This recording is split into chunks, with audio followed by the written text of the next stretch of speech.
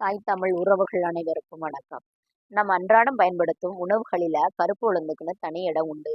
இது வெறும் சுவைக்காக மட்டுமல்லாம ஆரோக்கியத்திற்கும் பயன்படுது. பெண்களின் வளர்ச்சியில முக்கிய பங்கு இந்த உளுந்தங்களிக்கு உண்டு.